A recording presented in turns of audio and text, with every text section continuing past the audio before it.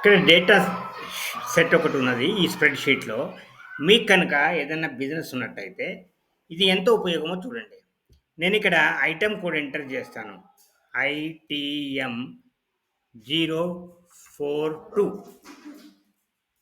చూడండి, వెంటనే HDMI cable 65 quantity ఉన్నదని వచ్చింది. ఈ రకంగా మనం ఐటెం కోడ్ ఎంటర్ చేసుకుంటే చాలు ఈ డీటెయిల్ మనకు వస్తుంది. అప్పుడు రీఆర్డర్ చేయన్నా వద్దా అనే డిసిషన్ మనం తీసుకోవచ్చు మనం రీఆర్డర్ చేసేటప్పుడు. ఇదే ఫార్ములా నేను ఇక్కడ ఎంటర్ చేస్తా చూడండి. Is equal to V lookup bracket open, చూడాల్సిన వాల్యూ ఎలా ఉన్నది G1 comma data set range ఏంటిది A2 to C101 comma name ఏ కాలంలో ఉంది రెండో కాలంలో ఉంది 2 కామా ఫాల్స్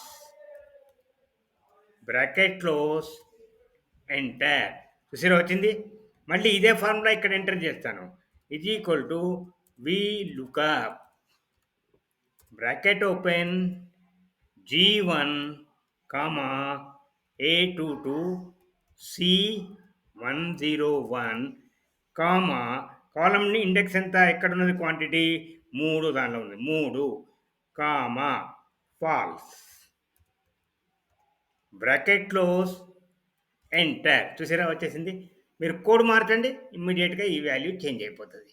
మనకి ఈ రకంగా స్టాక్లో ఎన్ని ఐటమ్స్ ఉన్నాయో ఏ ఐటమ్ అయినా మనం తెలుసుకోవచ్చు. చాలా చాలా ఉపయోగకరం బిజినెస్ ఉన్న వాళ్ళకు. అవునంటారా?